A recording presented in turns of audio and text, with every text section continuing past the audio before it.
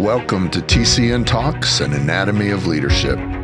We continue our conversation in part 2 of AI in Hospice, What Every Leader Needs to Know, with Ernesto Lopez. And now, here's Chris Comeaux. So, Ernesto, why hospice and why now? I mean, again, I love the fact that you're doing this. I had no clue you were actually taking the class, and love that we had some mutual friends that reached out and said, you need to reconnect with Ernesto. Like, he did what? He got a degree in what? And so why hospice and why now? Well, I think, the first is obvious. I mean, I've spent almost 15 years in working in hospice, and I've experienced all the, the highs and lows and challenges of operations and some of the challenges that we have in our industry in order to meet those core principles that I talked about. And so I think along the way, when you learn about something as something new and exciting like artificial intelligence, and you start seeing how these tools have been applied over the last few years in other industries and other businesses, and seeing the positive outcomes of those strategic decisions, I wanted to bring that same opportunity to the hospice world, and so being a part of it all these years, and now learning about these new technologies and what's possible, what we can be able to create and bring in was really exciting to me. And when we started our company, we had a primary goal of what we wanted to do, and we wanted to be hospice-native. We wanted to build something from the inside of the hospice industry, which rarely, if ever, ever happens when it comes to technology. Usually, we get technology from home health. We get technology that was brought in, and it was very successful in a different sector of healthcare. And then we try to retrofit it into hospice workflows, and we try to retrofit it into, what we do in hospice. And what happens is that we get, typically, discoordination. You get frustration because, this works really well in home health, but it doesn't quite work the same way in hospice. And so now we're trying to figure out how we can close that gap. And so a native, from the ground up, piece of technology that's built around hospice experience, not only just leadership but clinical and operational and financial, was on my goal, is to be able to bring that type of experience to the table and start looking for challenges that we can solve with AI. And I think the most really impactful thing over the last few months is just talking to people and talking to them about their issues, their hospice challenges, and what are the gaps that they have, and the question of how can AI help with this specific problem. And that's what we've been able to not only collect and get terrific feedback, but it's also laid the foundation for what we'll do next, and how what we're building today is going to evolve over time. But specifically, it's, to me, it's really neat to be able to say that we started in hospice from the ground up, and we're building to serve the hospice community so that we can bring forward technology that's safe, that's grounded, that's trustworthy, and not just something slick that's going to come in and be fancy and have all the different promises and attributes that you see when new technologies presented, but has something that's really well grounded, and that really is our mission, and everything that we're doing now. Well, I feel like you just answered this, but I want to, because people may not be familiar with that language of Hospice-Native. And so you use words like 1520 AI is AI first, it's Hospice-Native. What does that mean? And, when was that moment when you realized, hospice really does need its own intelligence layer? Well, it happened a while ago. I think within the first 6 months of going through the training and learning, it hit me immediately. It didn't start that way, but I as I started seeing the tremendous benefits that other companies and other sectors were experiencing with AI, I started connecting those dots. Connecting the dots of how do we turn what's happening here in this sector and create a benefit to hospice, because it's not there today. And so that was kind of the journey and trying to decide, why go here. And I think for, Hospice-Native means it's built on a foundation. The technology and the experience and competencies of hospice are merging in that, development of this tool. It's not something that we're taking from another sector or another, part of healthcare and saying, okay, we've done this here and now we're going to bring it here and now we're going to, retrofit it and realign it so that we can say it works in hospice. And like I said before, there are just a lot of tools out there that were designed that way, and we felt that we wanted to be one of the first. I know that there are other companies that are trying to also, or are currently also building Hospice-Native types of tools, but we wanted to be able to lead the charge and be able to do something from day one that's completely built around hospice. And so our team is, we have a balanced team of tremendous and talented, technologists and just some pretty incredible experience in our hospice industry, which really coming together. It really not only is it coming together from a technology perspective, but it's coming together from a people perspective as well. So it's a great balance in building any type of tool that's going to be native. Well, now we're going to get a little bit more into maybe 1520 AI specifically, but what problem are you envisioning solving with 1520 AI for hospice leaders going forward? So our main focus day one, we wanted to really address what I believe is if not the biggest issue or challenge that we have in hospice is the ongoing and inconsistent challenge and risk around um, audits, um, Medicare contractor audits, and the stress and duress, financial duress that happens when you're in an audit and you're having to pay back dollars that you've already been paid for, and now have to go through a transition of time of appealing and putting more expensive resources to defend it. And and at the end, some hospices do great. They come away and they get, they get all their dollars paid back with interest, and others don't. And the Medicare contractors are designed to be able to find issues and challenges. And I think the other sort of driving force behind this is that CMS is already using AI, and they've published it, they've said it. I mean, why do you think they pop in and already have all this information when they come to you with we have X number of charts or of claims that we feel that you should have been paid for. I mean, they didn't just pull it out of a hat. They're using AI, they're leveraging AI to look for patterns, specific measurements that they're seeing in the data and the records that, leads them to think, hey, there's a gap here. This is a flag. We need to pull these records and look at them and say, no, these need to be paid back. And so that was really the initial mission for us, is to build an AI that allows hospices to create defensibility with their medical records. For me personally, in my time, every organization that I've been with in hospice is, always had an audit, always gone through, this process, and the workflow in addressing those issues was always the same. You call your quality team internal, if you have one, and you bring in an outside quality expert. You call your attorney and you start the appeal process. And so that that journey could take a year and a half, and hospices don't budget for that. They don't prepare for that. And so you're basically having to account for that expense with a hope that you're going to get paid back at some point.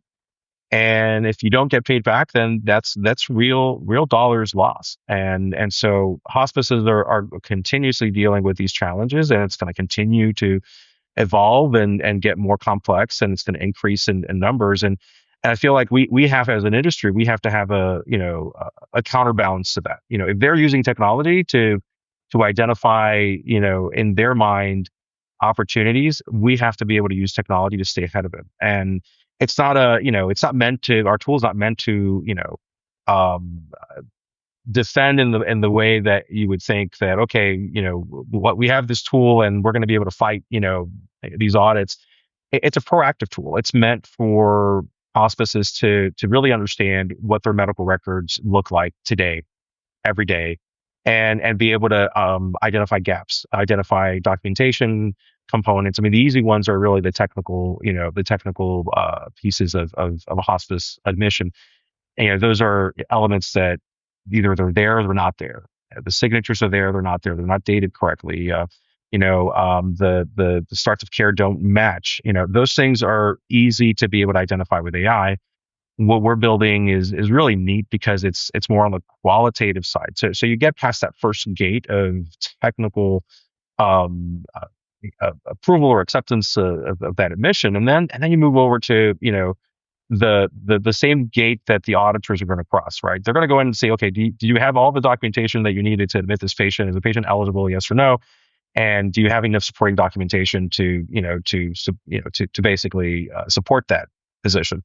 But then when the patient comes onto service, and if all those pieces pass that test, now they're going to start looking at qualitative components. Did we really provide the care that the patient needed? Was this patient, this level of care, was it appropriate based on the symptoms that are documented? Was this patient admitted too early because there's no evidence that there were anything related to symptom management, early on? Does the diagnoses and treatment and plan of care match what the initial certificate of terminal illness says? And so those pieces are the components that we're building to try to cross reference and really provide hospices a real clear view of where their risks or potential gaps exist. And so if you're running this, our tool, and you're going in and identifying these gaps, you haven't submitted these claims. These patients are still under your care and service. So it gives the hospice an opportunity to really make the changes or improve the content or focus on the things that the team needs to focus on their documentation in order to be better prepared, so that in the future, when those audits come, and they will come, that the hospice has a clear 100% vision and knowledge of what really is in those medical records, and can feel confident that even if they go through an audit, that they're going to come out and be able to avoid these very painful paybacks that are occurring.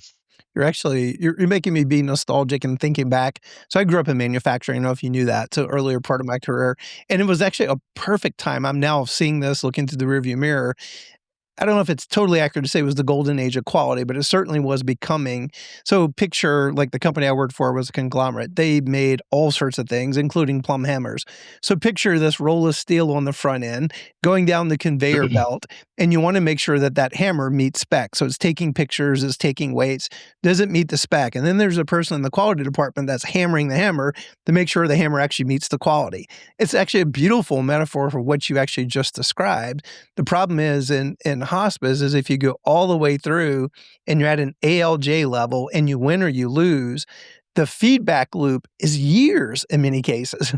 And Yeah. so what you're trying to do is as people are doing the work, bring technology, making sure as it come up to those standards, does it meet quality, and bringing that as close to where the action is. In fact, I was in a meeting right before you and I kind of got in the green room for today, and one of our compliance people was lamenting of, we're frustrating these clinicians because first off, it does seem like some of the auditing people are a little arbitrary, like one saying this, one saying that, which that makes it difficult. So then what is the test that we're actually teaching to?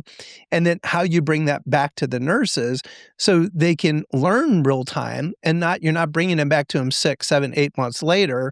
Right. The best way you always create learning is when you bring it closer to where the action happens. And so does that feel accurate, that that's what you're aspiring with this technology, is to bring it a lot closer to when they're actually doing the documentation and helping it meet a standard? 100%.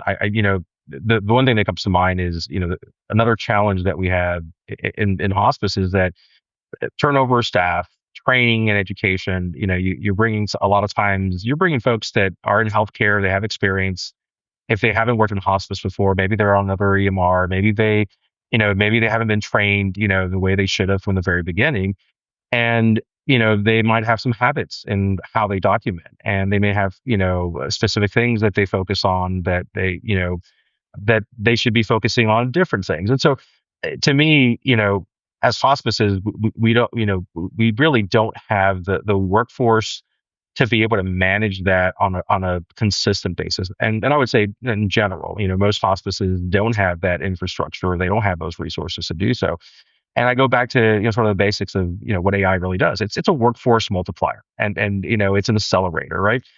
And I think that if you create tools like the ones like the one that we're creating, it allows you to offset the need for additional resources, the manpower to be able to audit and go through records and to educate staff, and to bring people up to that competency level.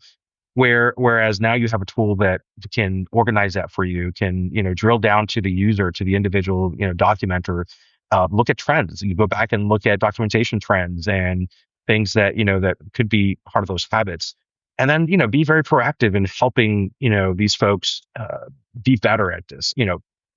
Clinicians, they want to they want to take care of their patients. They want to provide amazing care, and they also they want to do things the right way. And for a lot of people, a lot of clinicians, they also want to take care of their organization. They want to make sure that they want to be proud of the quality work that they're doing. And so being able to have tools like this, it allows hospices to maximize that immediate feedback and that immediate feedback loop to the clinician.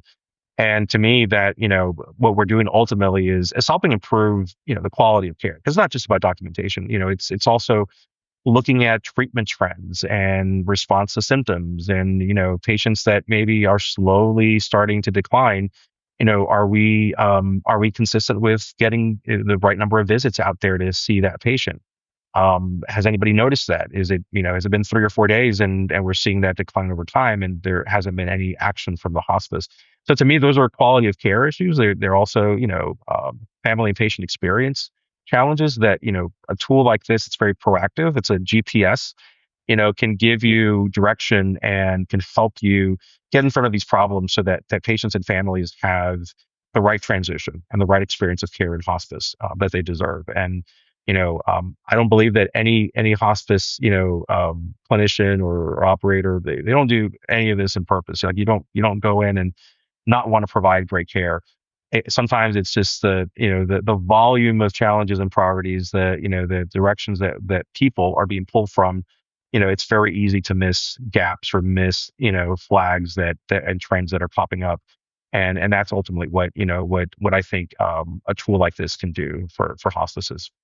Let me ask you kind of a weedy question, because I know we've got some compliance people that are faithful listeners to the podcast. And so they might be listening to this going, yeah, but. So where do most hospices get eligibility wrong, technically versus clinically? And in your experience as operators, where do most hospices get exposed?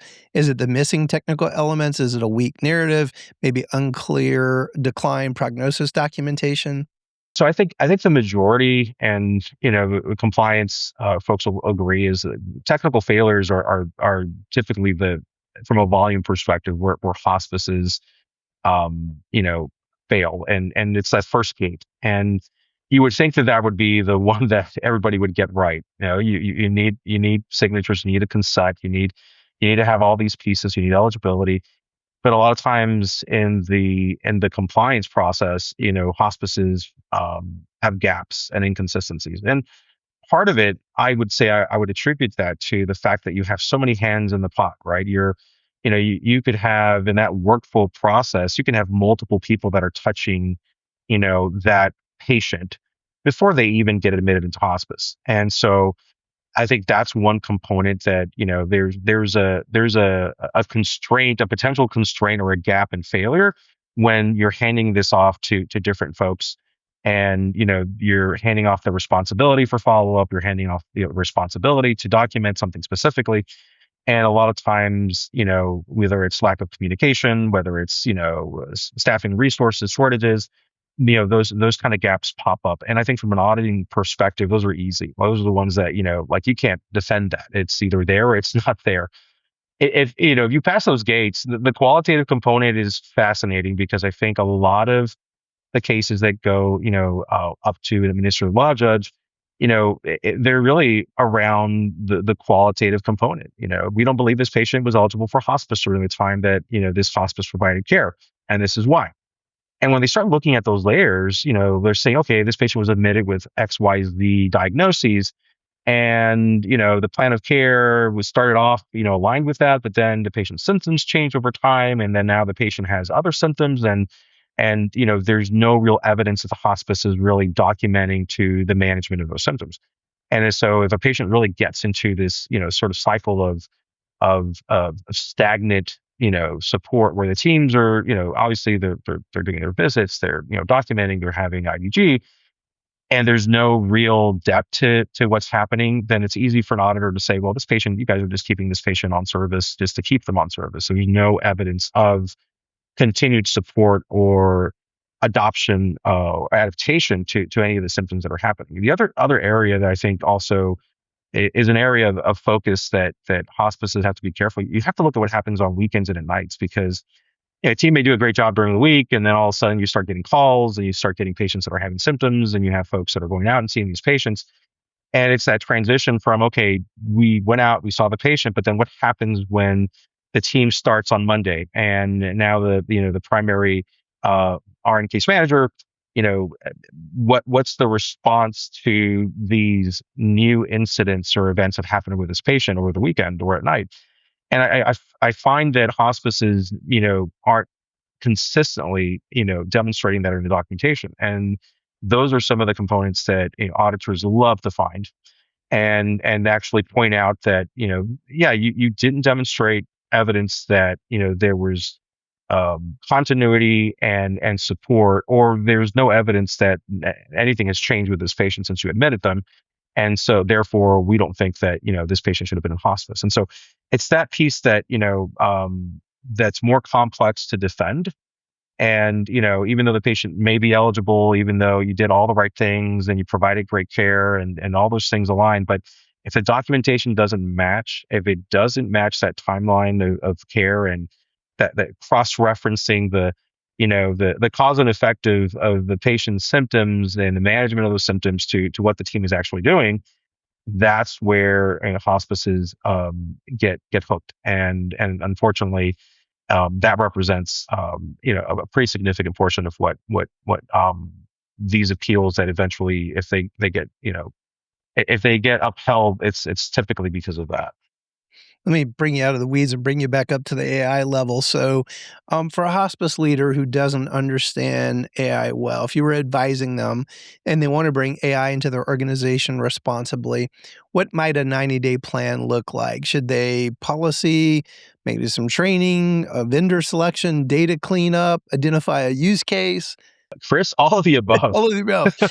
I mean, you nailed it. It's all of the above. But I think the first thing you want to do is identify the use case, right? What is it that you want to solve? And if you want to identify, a specific element that you feel is not only important, but you think can, really help, raise the level of quality, raise productivity, create efficiencies, whatever that, that problem is that you want to fit, make sure that everyone in the organization understands, that this is the use case, and now you try to find somebody that can do that. And, that the selection of a vendor or a technology company to come in and do this, if it's a custom type of, engagement where they have a unique problem, they want somebody to come in and build that for them, then obviously do all your research, make sure that these companies are, they're solid, that they have great data management and data security infrastructures, and that they're that they're committed to being with you across this journey, not only in the development but then in the follow up and long term support. If you're talking to hospice companies that already have products or have AI functionality that you want to leverage or you want to deploy, then I would use the same, methodology. Make sure that you understand, how they built this AI and what kind of protections that you have. What are you exposed to? Some AI companies don't have insurance, and so that's one of the things that you want to make sure that they have is something goes wrong. Are you the only one who's liable? Meaning the hospice. You have to make sure that there's skin in the game with these technology companies, so that if something goes wrong, you have a partner that will work together to try to address the issue or the incident. And so I think those are all really important components. And again, I would be just weary of, fly by night companies that are coming into the space that they may have great technologists that are, really leading edge, and they're building, they have resources to build and design things. But ultimately, is what's the commitment to the industry, to hospice? What's the commitment to you, the provider? And are these folks really going to be here long term for in your journey? And so, to me, those are probably the most important things that I would evaluate and tell, a hospice colleague to make sure they do before they decide to, identify a specific hospice use case, and identify, a partner that will be able to help them bring that to life. I feel like the word that keeps coming to me, Ernesto, is this is a time for a trusted partner or trusted partners.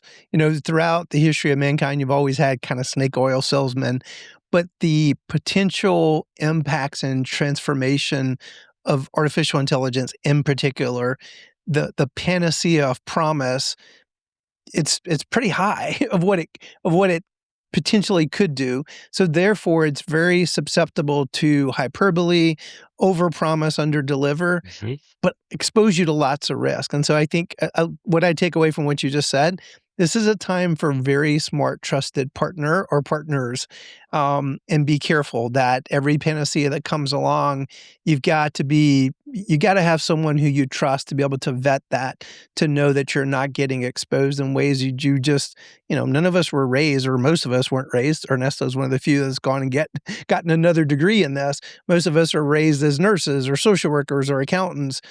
We've not been raised on the IT side of the house, and the risk in this is somewhat substantial compared to things we've seen in the past. Would you push back on that? Not at all. I think 100%. I think that, there's already great examples. There's a great study, and I'm trying to recall who published it, but there was a poll that was, that this specific study referenced, and they basically asked, and I think it was specific to Fortune 500 companies. So a big study, and they asked the CEOs of every company two questions. Says, do you, do you actively have an AI strategy that you're implementing, or you've implemented in your organization? And then the second question was, did you achieve the return on investment that you were seeking? And it was an interesting, the percentages were really fascinating. So almost 80% of those businesses or companies had some type of AI strategy, either in development or already implemented. And about 32, I think, percent of companies actually said, yeah, we got our return on investment. And so, the overpromise, and underdeliver is real. And some of it is because people get excited, or they don't want to get left behind. They see their competitors are starting to develop AI. And I mean, there's examples of it everywhere. But, does the AI really work? Does it really do what it's supposed to do? Or is it just flash? You want to say you have AI, but then, it's really not AI. It's something different. But you're kind of being sold that, your tools or your product is now has that kind of functionality. And so you're going to start seeing more and more of that everywhere, every Yeah. type of business, not just in healthcare. So yeah, that's a very important element. Ensure that you have a good, use case, and that if you're gonna invest resources into doing this, that you get those resources, you get the return that you're looking for. Because to waste resources on something that in a year doesn't do anything, doesn't do what you thought it would do. I mean, you're basically, you're not being a good steward of your resources, right? And for hospices that have a limitation and what they can spend on things like this, they have to be just really mindful, really careful as they as they decide to embark on these types of journeys.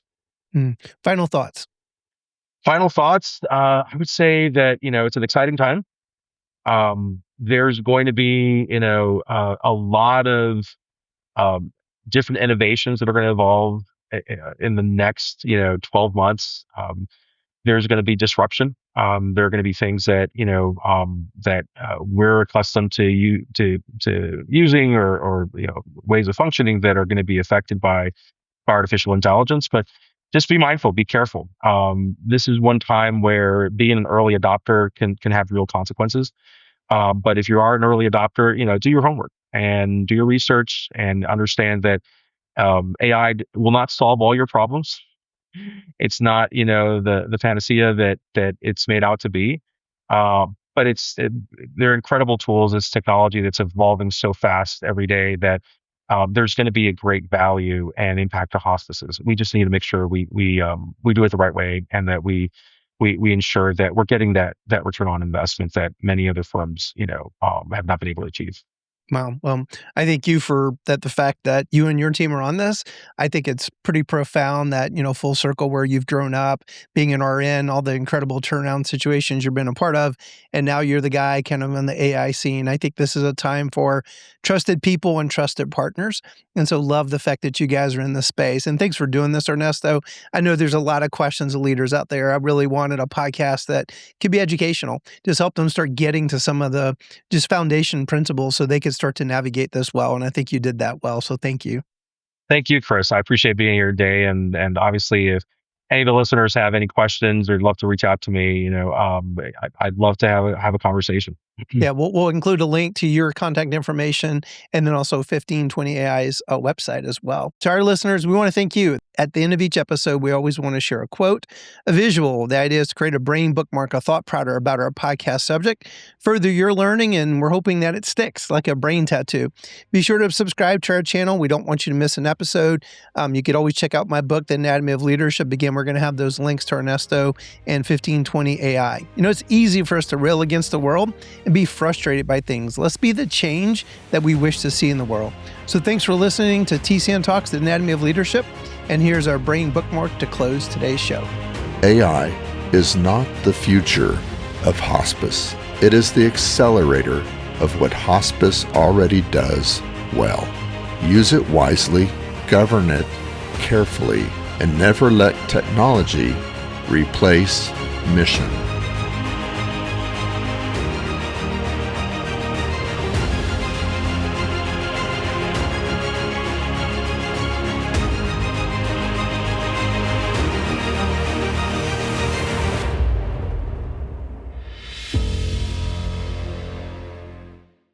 Thank you, USI, for sponsoring this podcast.